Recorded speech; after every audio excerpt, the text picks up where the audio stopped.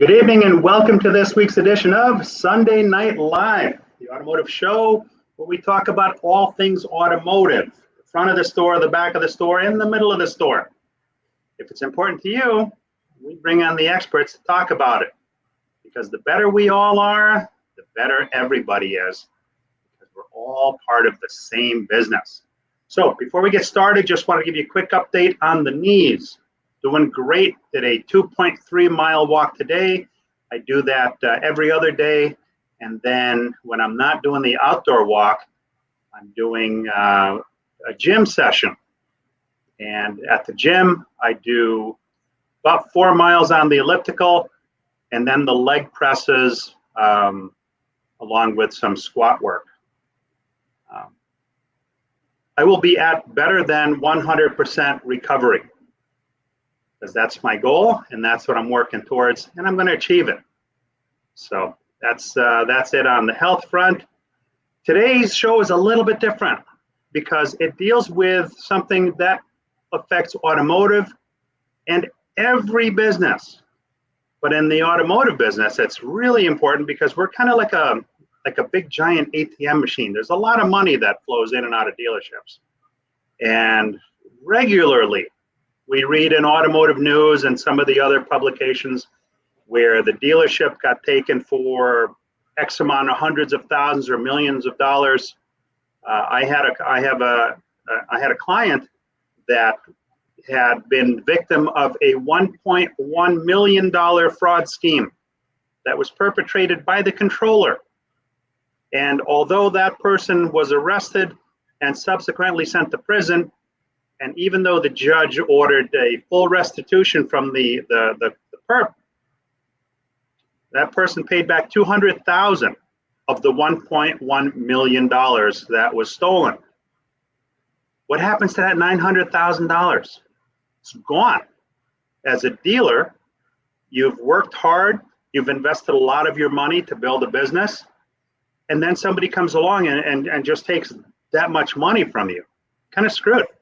When a little bit of work up front, you know, the old an ounce of prevention is worth a pound of cure. A little bit of work up front potentially could have saved all that money. And dealerships have a lot of people that work there. So today I have Brad from, excuse me, I have Brad from ScreeningOne, a company that specializes in pre-employment screening in various different places. So Brad, welcome to the show, man. Yeah, thanks. Well, I appreciate it. Thanks for having me on, and just glad to hear about the knee and things are going well. And I don't know if we've talked about this, but before I was with ScreeningOne, I was in the fitness industry. I ran a couple of gyms. I was a personal trainer. So I spent a lot of time in the gym industry. So that's great to kind of see some progress and things are going well. So keep pushing at it, and it'll come. Just it takes time, little bits at a time. The only way they're going to know that I had double replacement surgery is when the bell goes off at the airport from the titanium in my knees. Other than that, they will not be able to tell, because I will be at better than 100% recovery. That's so awesome. Why don't you tell everybody a little bit about you, a little bit about your company, and then we'll jump right in. Yeah, absolutely. So like I said before, my name is Brad Acquaviva. I'm the regional sales manager at ScreeningOne. What ScreeningOne does is we are, like Paul was saying, is pre-employment screening. ScreeningOne offers a full suite of products. Essentially, we have a product and solution that we can put together, customized based on the dealership.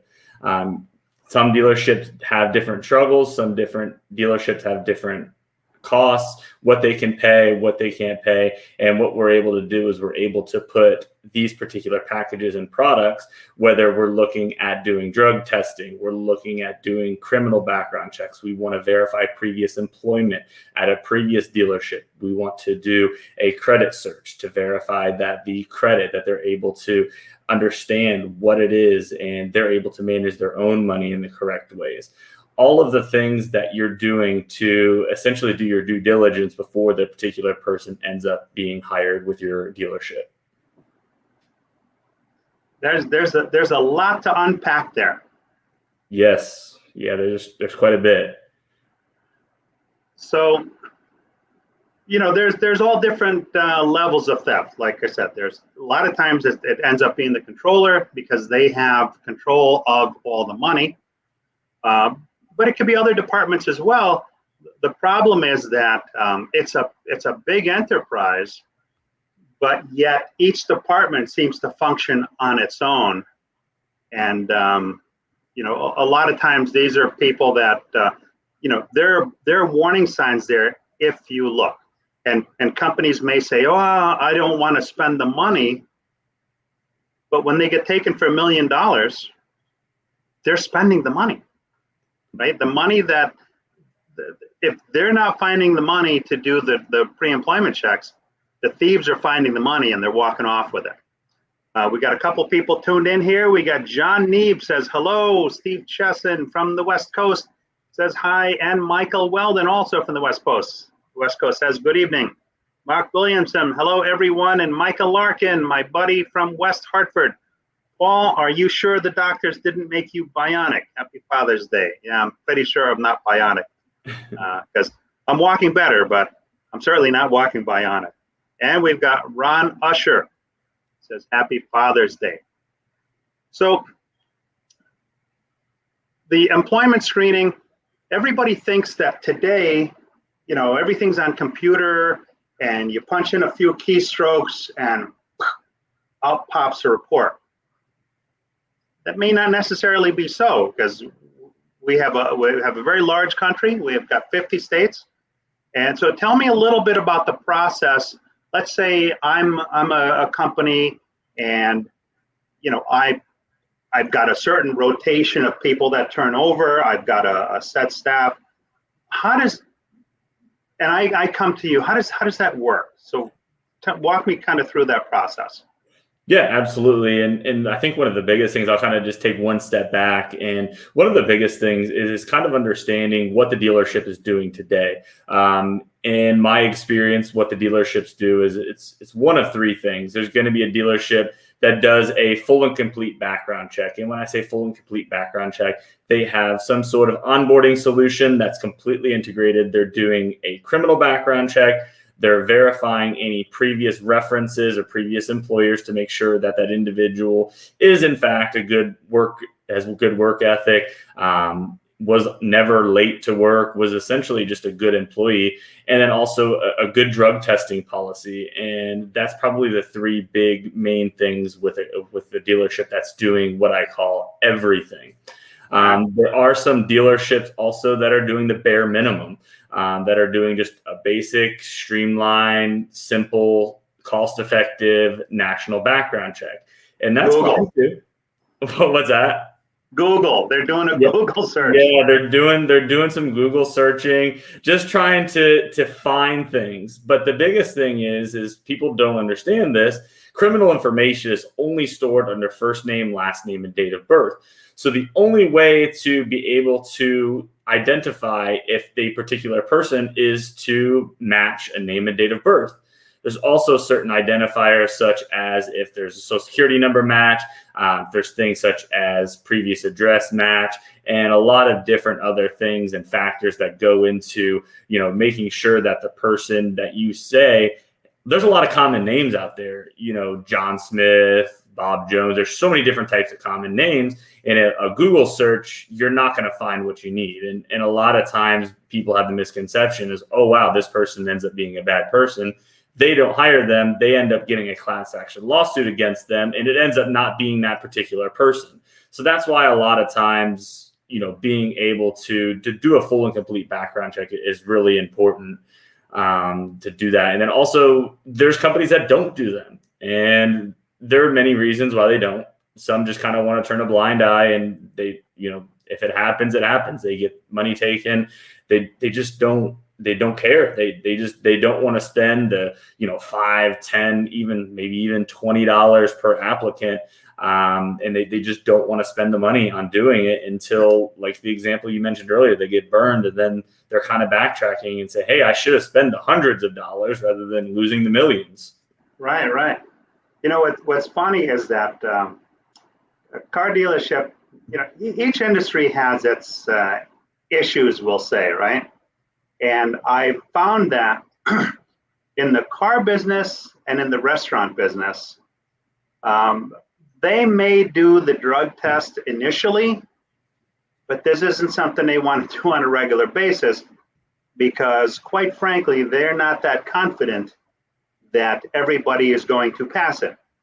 Right. And they have trouble getting people to come in. Right. And that's why, kind of what you talked about earlier, the different types of dealerships. I do have some dealerships that do continuous monitoring. They do a continuous monitoring of background checks. They do a continuous monitoring of driving records. They do a continuous or a random drug testing policy and procedure. There are dealerships out there that do that, and they do function very well. You can tell the dealerships that do these checks, they do have these processes in place. And their dealership runs a lot smoother. They know who the correct person is. They understand why they're doing it. And that's the biggest thing. And obviously, like I mentioned, that is another option that we have. We have plenty of monitoring options. So when you do the initial pre-employment background check and you do the criminal check, you do the drug test, it's going to be on a continuous basis as long as the applicant is still, the employee is still with the particular company. I found that through my experience, some of the larger corporations, they do what you talk about, the regular monitoring, because when you sign this stack of paperwork that's about this thick, inside that, and I'm one of these weird guys that actually reads everything that I sign and gets copies of everything, much to some people's dismay, but it tells you right there that you're authorizing, as long as you're under employment with this particular company, that they will, with some regularity, monitor and make sure that you're always within compliance. And then either it terminates when you leave that company, or you have to state in writing that you want to terminate it, at which point you're voluntarily leaving the company, because no big company is going to want somebody in their employ without the ability to monitor to make sure that that they're not minimizing their risk. Now, Tully Williams, hello from the West Coast. Hello, Tully, my fixed ops brother from the West Coast at the Nilo Group.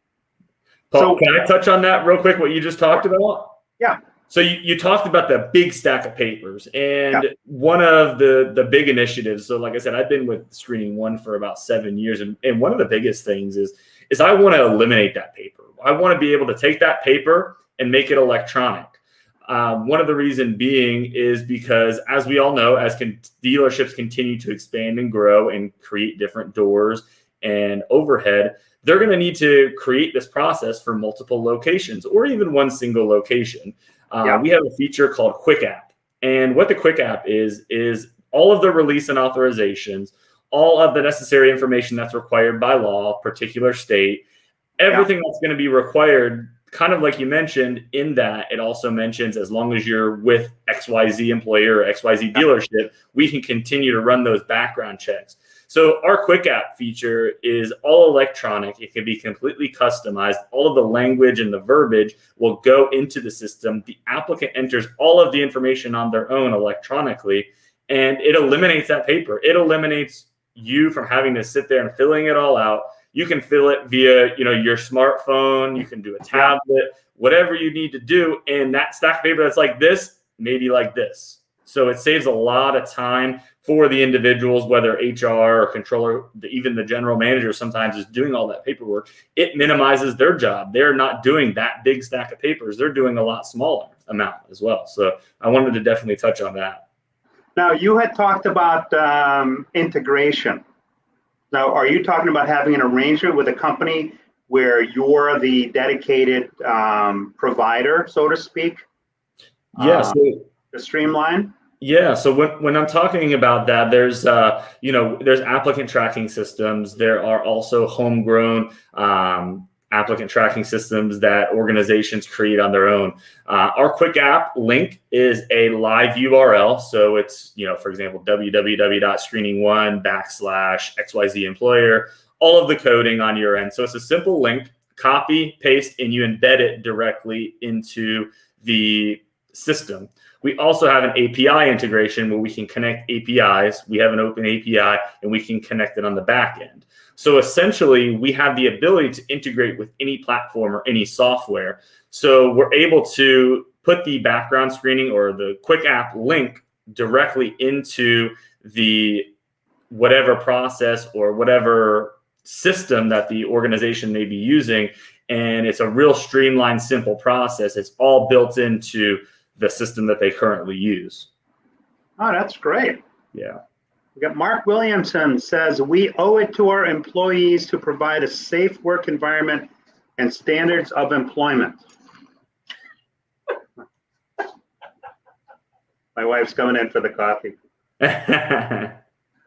That's a great point there, Mark, because if we as a company hire the wrong people, and it does happen, and something happens, we're kind of on the hook, right? Right. Yeah. And that's one of the things you want to just make sure you have, your ducks in a row. If you see something, on a person's background, and a lot of times, not saying every time, but a lot of times you find someone with a background and they do a particular something, it's probably going to happen again, and it's going to continuously happen. So if you're aware of it up front, and when you make that decision to hire that particular person, at least you knew up front, and you weren't hiring this person without knowing what the background is, or what it is that they have a habit of doing. Now, so some companies will take the cheap route out, and they'll do their Google search, and then I know online there are a lot of background check companies. Some of them I've used, and I can't say they're inexpensive, but I get these. I've run it a few times, and what I've gotten back is a lot of filler stuff. Okay, I've gotten what I think is a comprehensive report. However, half of it or more lists possible places they could have lived, possible family members, possible places they could have been employed. There's a lot of possible stuff. How thorough are some of these online queries compared to, some of the more in-depth searches that you guys do? Yeah, absolutely. So one of the biggest things is essentially that there's probably 4 or 5 types of criminal background checks. And what you're talking about is a social security trace. So what a social security trace does is it matches a particular person's social. So we type in the social, and probably depending on how common the name is going to pop maybe 3. No, hold on a second. The one that the consumer would run, we don't know the social. We're putting in the name, first name, last name, and city. Oh, wow. Live now. That's it. And that gives, could have possibly lived here, could possibly live there. There's a lot of maybes. Well, that's a big compliance. Yeah, that's huge compliance. No, I mean, there's no way to verify that it's that particular person. There's no you have to have 2 identifiers to match it to a particular consumer. Without going too far down the rabbit hole. If I come in, there's people that have same first name, same last name, same date of birth. It happens almost every day. And what we have to do is we have to have some sort of identifier. So kind of like I was saying earlier, if, Brad Acquaviva and same date of birth, same, name, and it pops and it comes back, and I don't hire this person because there's, grand theft, and you let me know, hey, I'm not hiring you because grand theft, I'm looking at you like, what are you talking about? What does that mean? And essentially, there could be some class action lawsuits filed against the employer and not following FCRA. FCRA is the Fair Credit Reporting Act. What background screening companies are required to follow. They're essentially the background screening rules. There's rules, laws, regulations in different counties, cities, states, reporting laws. We can report things, 7 years back, 10 years back, and almost as far back as when the person's been, born in some particular counties and cities and states. So it's really going to depend on that jurisdiction. But, just doing a name and date of birth search is a huge no. Definitely wouldn't want to do it. But there are people that are out there doing it. But a lot of those people are getting shut down because of the class action lawsuits against them. No, it's interesting that you mentioned that, because I would have never thought that there'd be 2, 3, or 4 people potentially that had the exact same first, last name, and date of birth. I mean, what are the odds? I guess it happens. It's more common than one would think. It is, yeah. They actually, like it's a question that I get a lot of from my customers. So I manage my book of business. So, over the past 7 years, I've been able to kind of grow and help and develop, a lot of my companies that I work with, their whole program. And I get phone calls probably weekly saying, hey, there was a name and date of birth match, and it looks like it's going a little bit further in depth. Can you kind of give me an idea of what's going on here? And I'm looking on my back end, and I try to explain that. So it does happen quite a bit. Now, what type of training, in order to do what you do, what type of training do you undergo? Are there certain requirements that you have to fulfill? Yeah, absolutely. So, backing up a little bit, kind of giving you the whole organization structure. So like I mentioned, I'm the regional sales manager. I cover the regional part of the United States, essentially mostly the southeast portion. But I do cover a lot of the other kind of the Midwest, the Northeast, even some of the West Coast as well, just kind of overseeing some of that. I'm local here in Tampa, so I essentially cover the southeast portion, but I do hop over in different parts of the U.S. From time to time. And one of the things that I do is I oversee. So some of my requirements and things like that aren't as extensive as what the investigative analysts are doing. So our investigative analysts are the people who are physically touching the reports every single day. Our office in Tampa, there is someone like you and I. They are going in, they're doing the background checks, they're making sure kind of what's going on. I guess I can kind of break down the background check. The background check is essentially driven by the social security trace. They get the social trace, they get pages of information. And what the analysts do is they sort, they match names, date of birth, they match all of that information. They use FCRA regulations to make sure that they're compliant in a particular area. Because like I said, what's essentially legal in the state of Florida may not be legal in the state of California, and so forth. So you want to make sure that you're covering all of the the bounds. So that's the biggest thing, is just making sure that the FCRA compliant.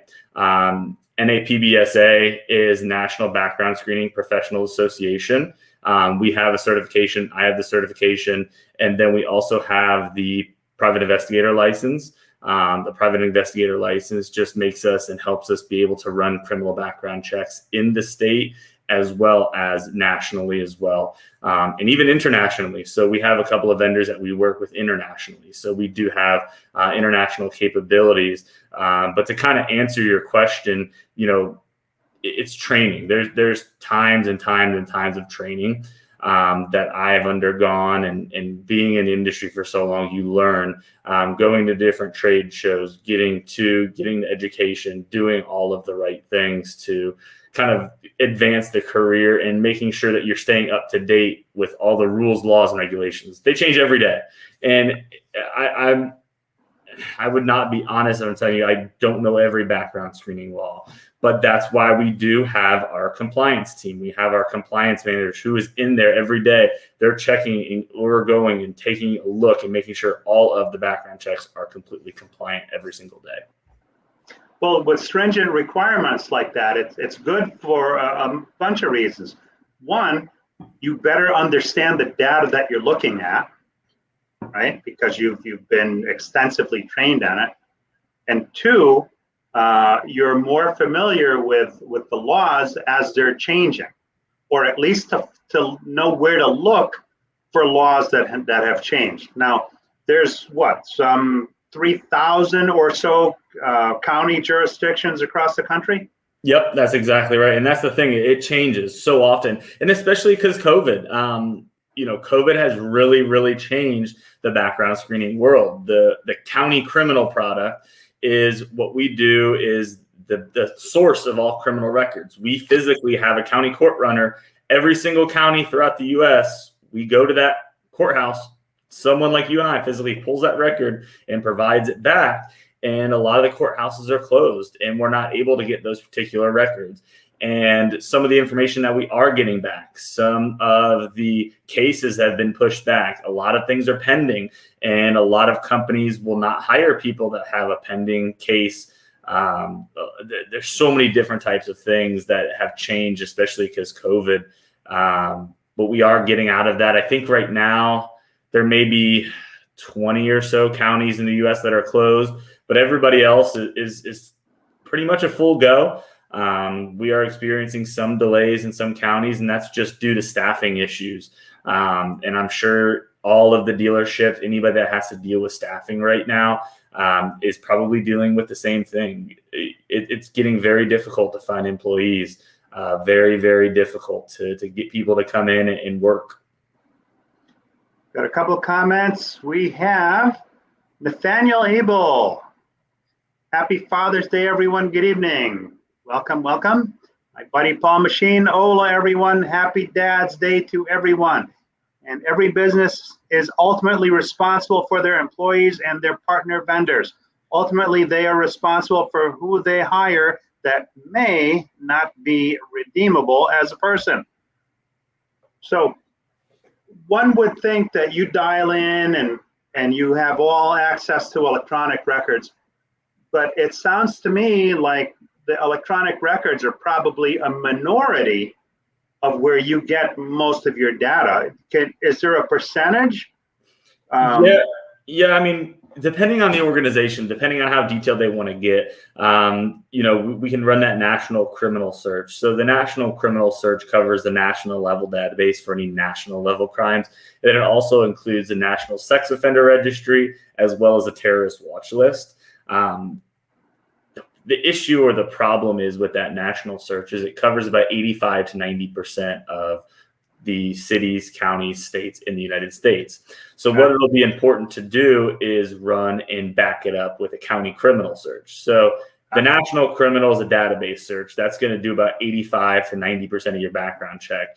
And the last 10% or so is going to be physically going to the courthouse, pulling those records and providing it back. That's one of the biggest things. So not a lot of it is going to be online because the databases, it's not something that nobody can get access unless you're a CRA, a consumer reporting agency. They don't just give access to anybody kind of outside of the CRA world.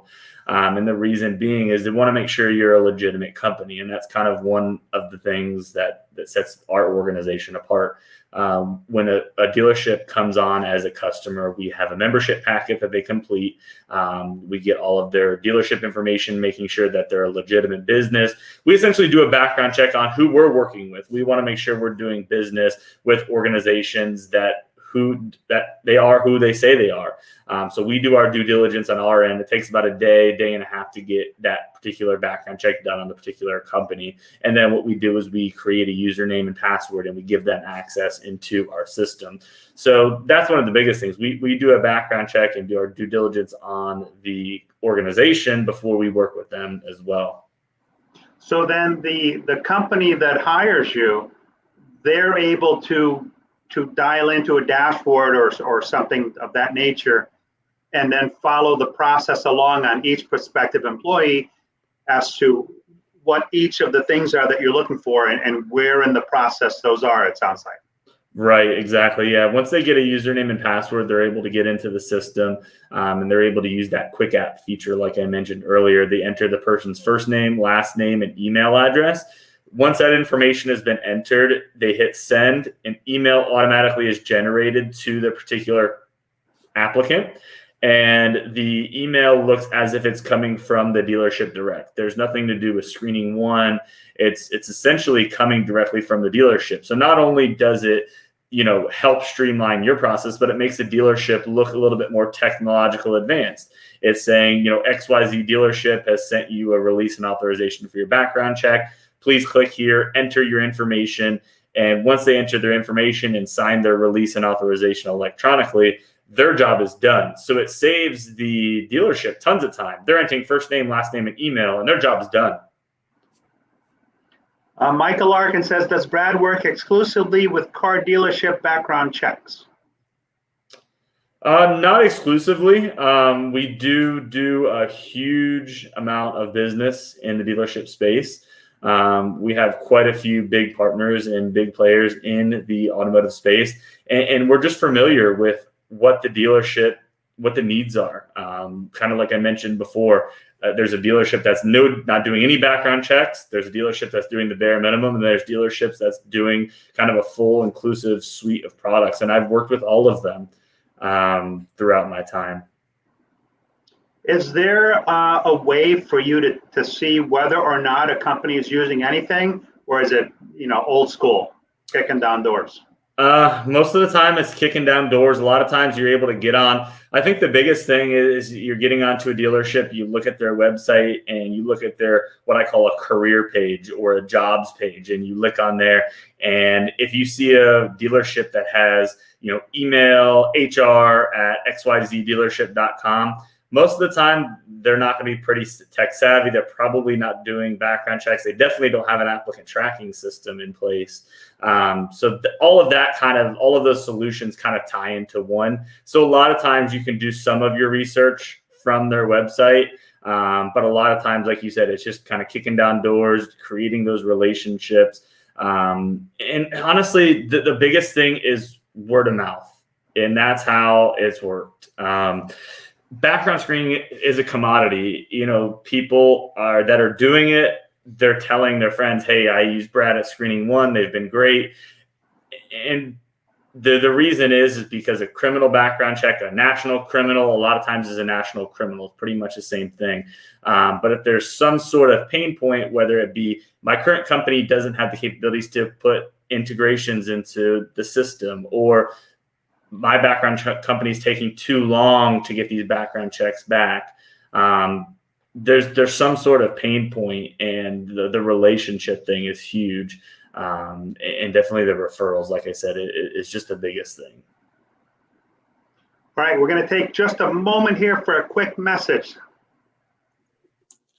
Hey, Ken, in preparing for your warranty submission, what's the best practice to maximize what you're going to be able to get as a deal? That's a great question, and I get that a lot. But one of the main things that we see in all the statutes except for one, and that's Florida, every other statute requires you to report the net price paid by the customer to establish what your parts and labor markup is for your warranty claims. So if you're going to try and get retail pricing for your warranty claims under the statute, you have to maximize it. One of the ways you can do that is eliminate discounting wherever possible. Now, we all know we discount, but if you're going to discount, don't discount the work that you use to make that calculation. And the type of work that you're going to use to make the calculation is repair work. That's the brain surgery that we do in our dealership. You can discount the maintenance work because it won't affect you. But when it comes to the repair work, the water pumps, the oil leaks, the drivability issues, never discount. Shut it down before you do your submission, and that will maximize your return. Wow, that's a great tip. Thank you, Ken. You're welcome.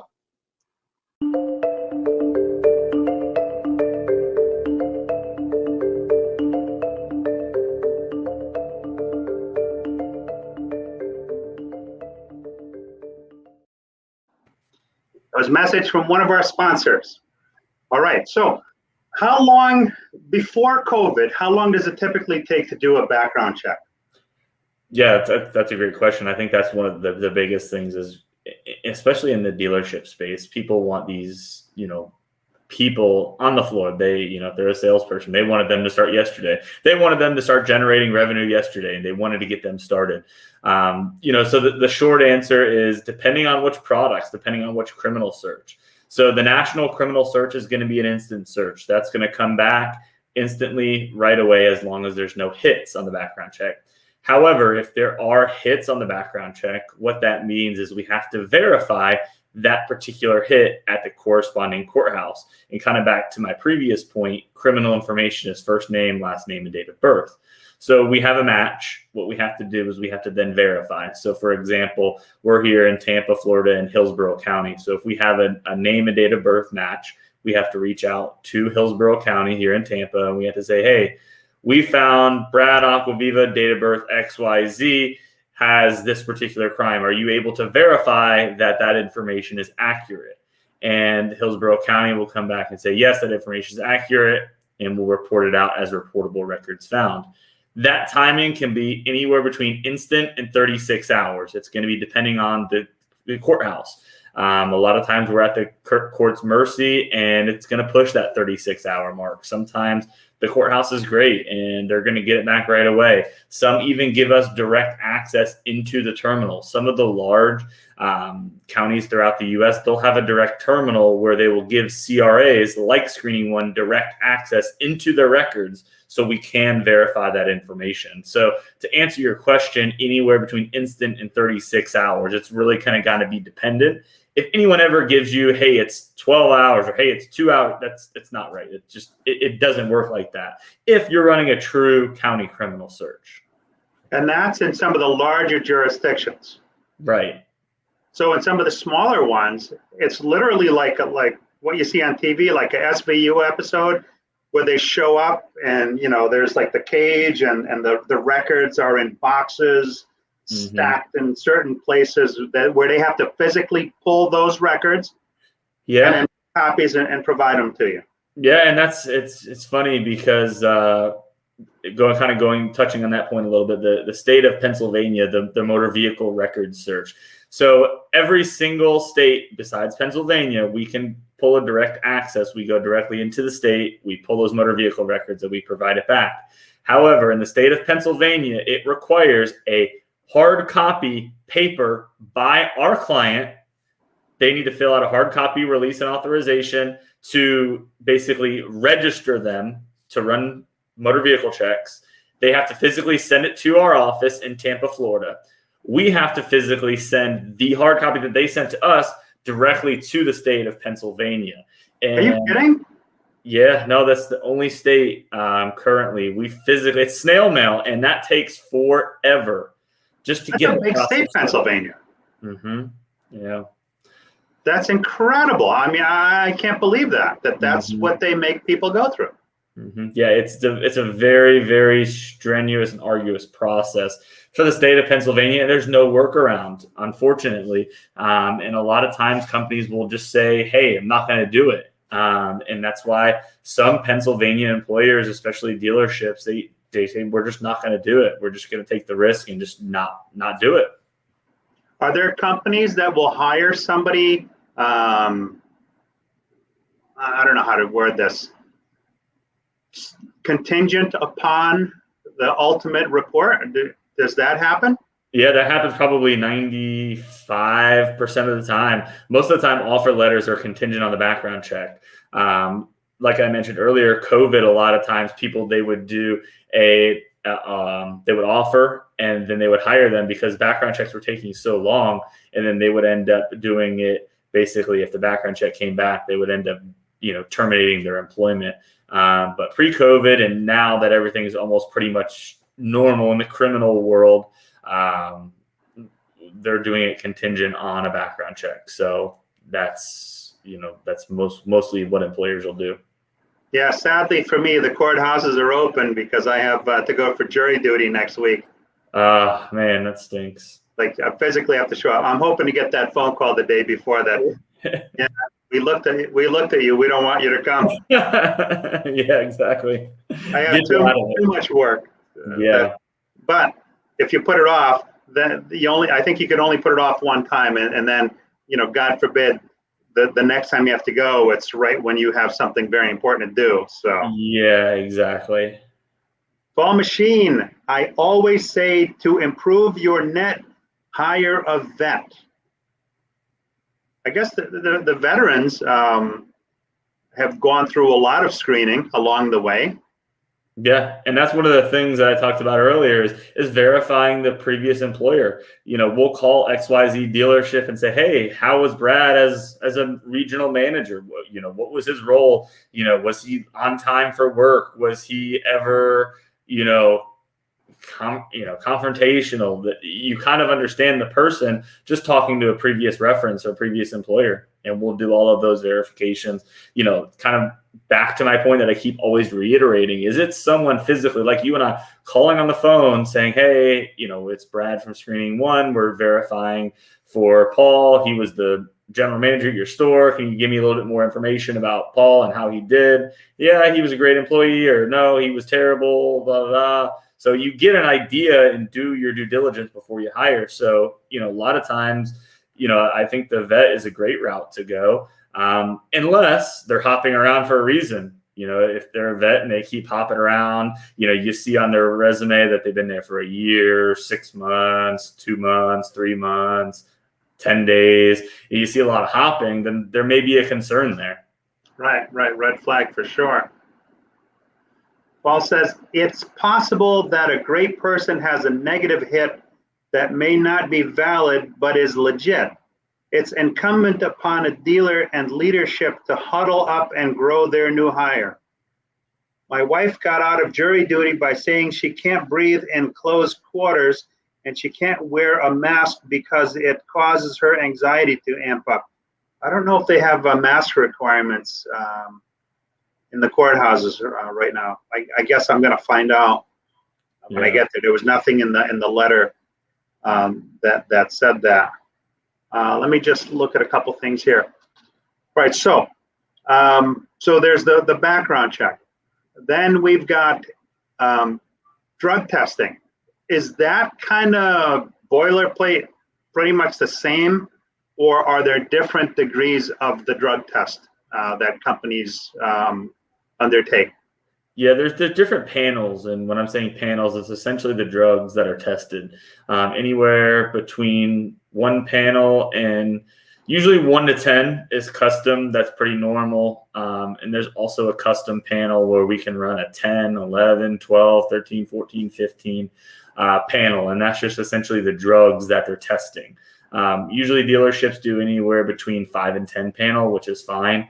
There are some cases where there's certain drugs that they want to test for whatever reason. And a lot of companies will take out certain drugs, especially right now in the workplace. It's a very, very, very, very, did I say very important thing about marijuana right now, especially with the marijuana cards and legalizing the marijuana. Should you have that in your drug test? Should you not have it?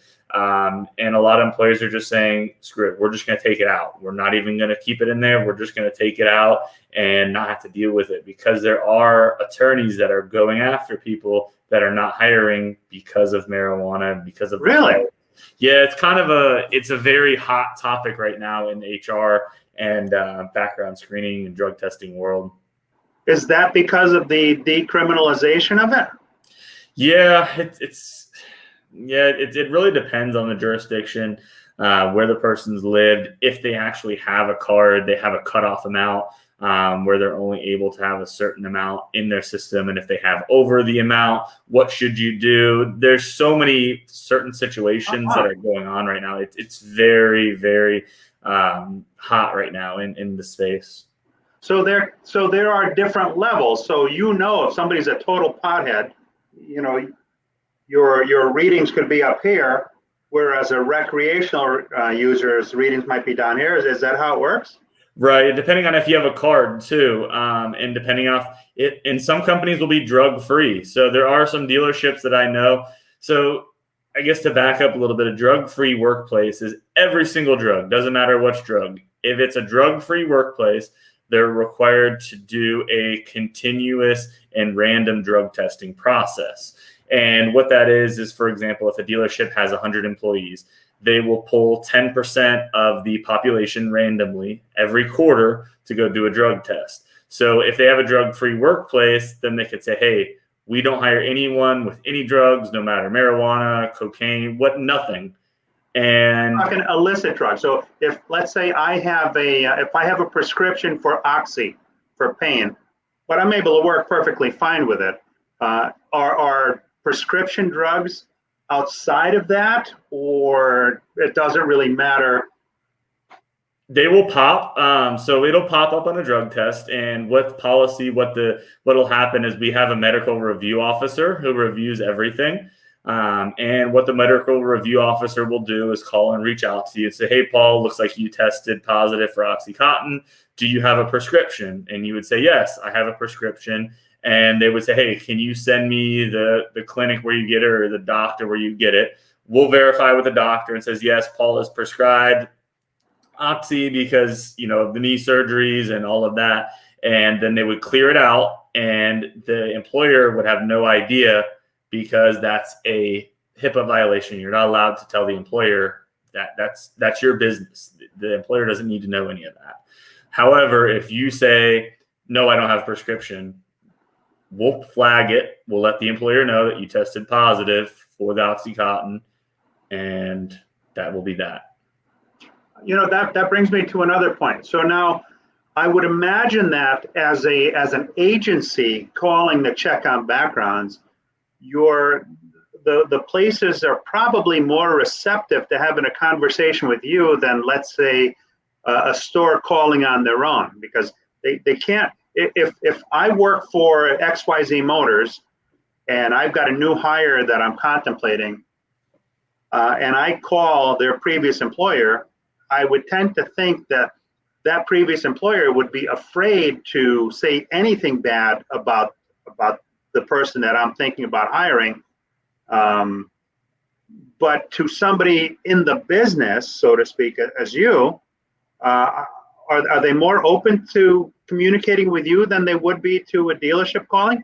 Yeah, I think so. And that's one of the biggest things is first and foremost, you're going to have consent from the applicant. And, like we talked about earlier, the training and things that we undergo, my team, we have a verifications team that is trained every single day on calling, emailing. A lot of times there's faxing involved. So there's certain questions and certain things that we ask to make it a little bit more comfortable and make it more of a conversation, not really drilling, "Hey, how was Brad? Was he good? Yes or no?" It's not really like that. It's more kind of conversational. It's kind of understanding, "Hey, I'm from ScreeningOne. We're verifying the previous employment for XYZ. Are you able to give me more information?" And typically we have a set of 5 standard questions. However, if the dealership has a specific set of questions, we can definitely ask those as well. Now, motor vehicle reports. What do companies care about regarding motor vehicle reports? That's different. It really, honestly, I've seen it in a lot of different places. I think one of the biggest things is the motor vehicle reports is DUIs. Anything negative on a driving report, especially for dealerships, if they're taking the car and anything they're touching a car and there's some sort of negative dispute, there's an issue with almost every dealership, whether it be a DUI, reckless driving, a lot of different things, but pretty much anything negative on that motor vehicle, dealerships won't like. Well, I guess if there's a DUI, that you've got, potentially big lawsuit waiting to happen. So I get that. Speeding tickets, I don't know. I'm kind of iffy on those because let's face it, some of the new cars today, they're made to run and they're able to handle. Some cars don't feel normal unless you're doing 70, 80 miles an hour. Right. And that's why we leave it up to the employer and we leave it up to the dealership. We provide the information. And then once you make that decision, that's your decision to make. We don't make the decision. We give you the info. And once we've done that, our job's done. We don't step in and say, "Hey, you should hire this person or don't hire this person." Quite honestly, we just give you the information. We'll help you understand it. And then it's your decision what you decide you want to do. The next report is a credit report.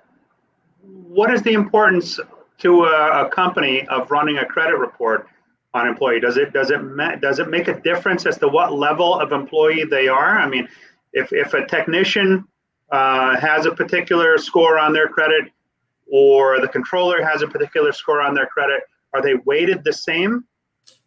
No, and that's going to be job specific. A lot of times people that are running credit is only going to be, general managers, maybe salespeople, accounting. It's going to be a very small population of the dealership, essentially anybody that's dealing with money. However, kind of to make this real simple, it's kind of like the marijuana thing. It's getting a little bit harder to deny employment based on a credit report, because just because I don't manage my money well doesn't mean I'm not going to manage the dealership's money well. In some people's case, I'm not taking either side, but sometimes people say, hey, if you can't manage your own money, you can't manage my dealership's money. And that's upset quite a few people. So a lot of people are not doing it. So it really kind of depends. It really depends on the dealership and what they decide to do with the information. Is there a percentage of stores that run credit checks on their employees? Is there such a stat? I don't have that information, but I would say, I mean, like I said, there's probably only general managers almost every time, accounting, in every industry, not only dealerships, every single type of industry, healthcare, every industry runs a credit report on anybody, like it's in accounting and things like that. But not really anybody in maintenance. Sort of store, it's maybe 10 to 20%, if that. Right.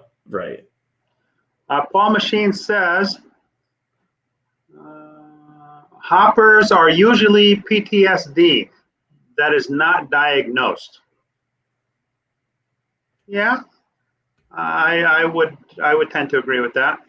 And he says, how does drug testing work for marijuana? Do you do hair or do you do, in the bottle? You can do hair or urinalysis. It depends.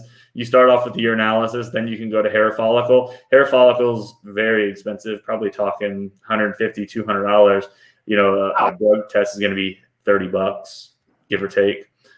Now, but the hair, it stays in the hair also a lot longer than it does. I mean, I've heard of all these, and I don't know if any of this stuff works, but I've heard of all these different schemes where people drink certain things and to prepare for it.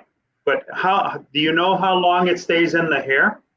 It's going to stay in the hair between probably 30 and 60 days. And what happens is, you brought up a great point there.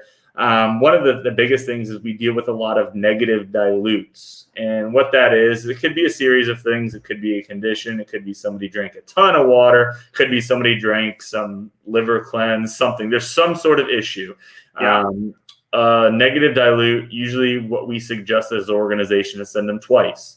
If they go twice and there's 3 negative dilutes at this point, then what you can do is you can go to a hair follicle test. You can go to the hair follicle test. That's usually kind of the 3rd or 4th step that you get to before you get to that point. That's at least our suggestion.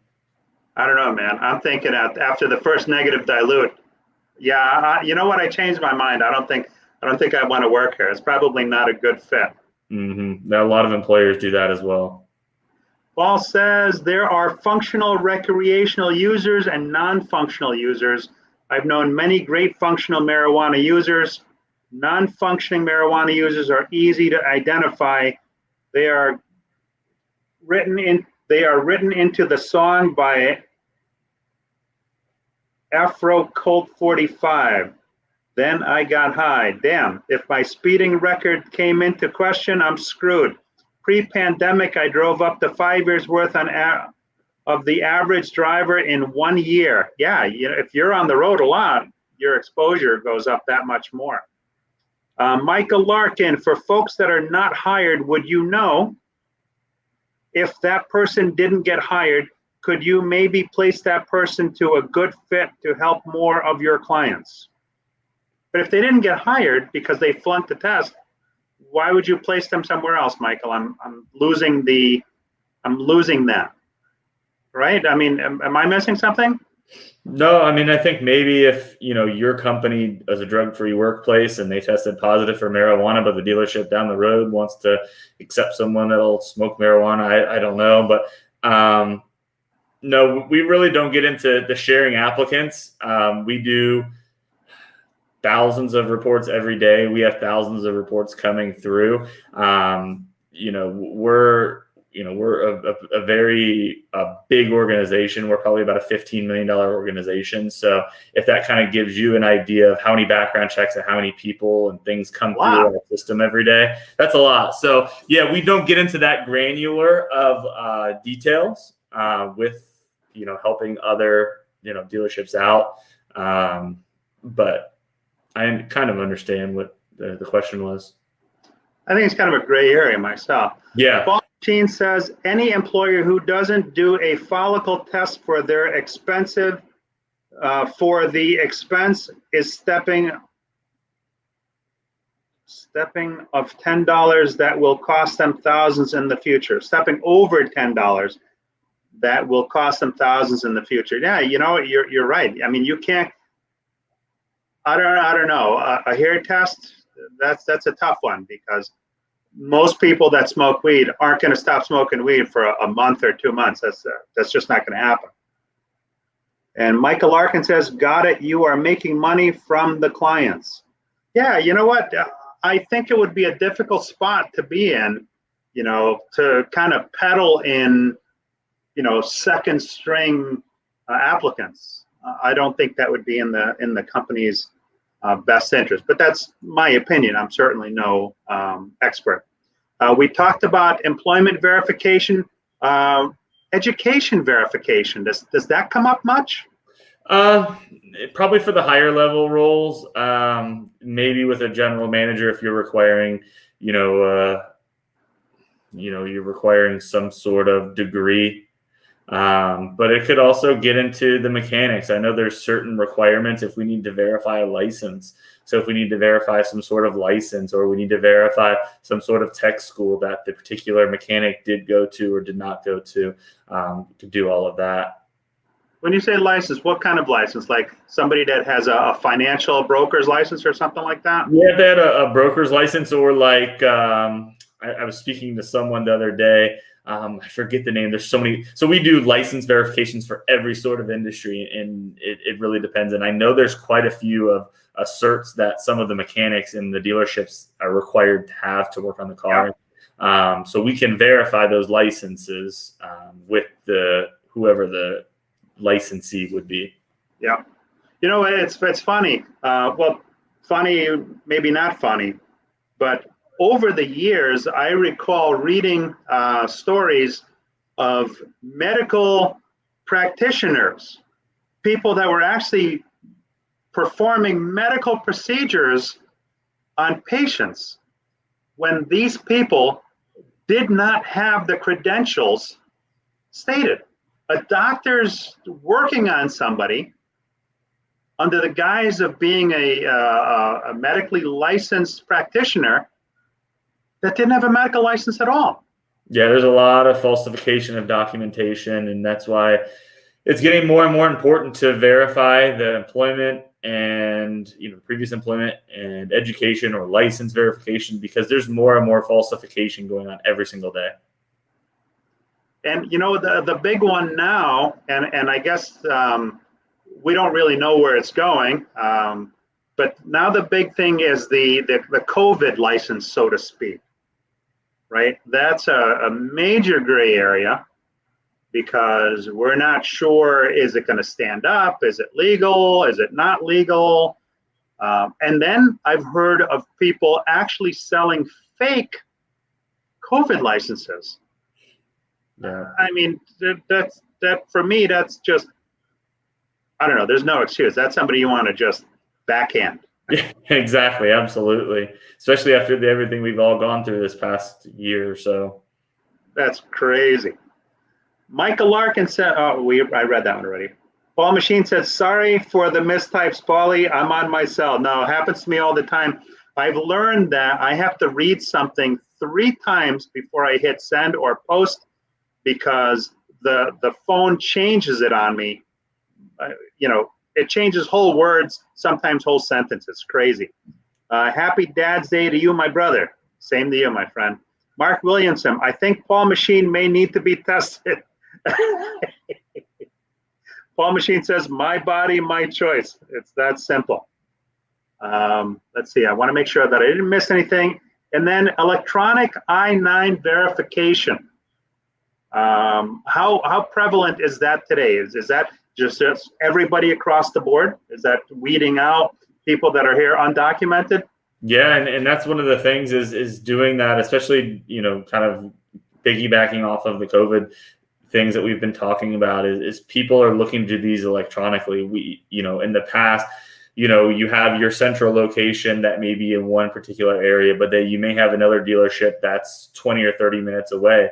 And to be able to verify the documentation, whether you're trying to verify the license or the, you know, the passport or whatever it might be, you're not able to do that. And all the electronic version is able to kind of streamline that process.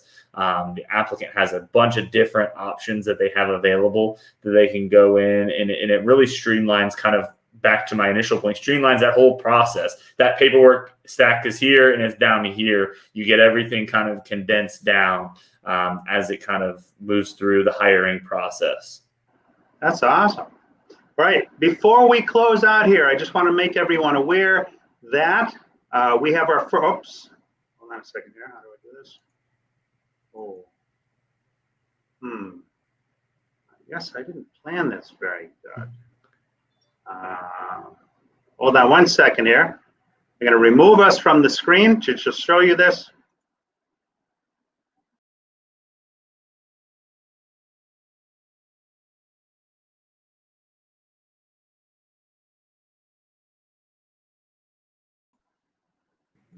So we have our first vendor summit coming up on Thursday. It will run from 9 a.m. to 1 p.m. Central. It might end shorter, a little shorter than that, but that's our first vendor summit. It'll be very exciting.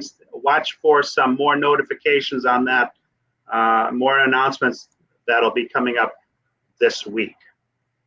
So Brad, thank you very much. You've shared some interesting stuff here. I bet a lot of people were not aware of some of the intricacies of the pre-employment screening. I'd like you to put your contact info in the thread. You have to go through LinkedIn. You can't do it through here. Go through LinkedIn after the show is closed. Put your contact info, because invariably, I don't know about you, but I usually remember what I forgot to ask after the time to ask it. Yep, exactly. As soon as we end it, people will have questions. I know how that goes. Awesome. So Brad, thank you very much. Oh, Paul Machine says, when I had my store, I had a guy give me 6 different social security numbers. He was desperate. I explained to him that his is stealing someone else's life to live. Let me help you live on your own. He's one of my best people today. There you have it. So thanks again, everybody. Appreciate you tuning in. Have a safe and prosperous week next week. And we'll see you next week on Sunday Night Live. Thanks again, Brad. Thanks, Paul. Thanks, Evan.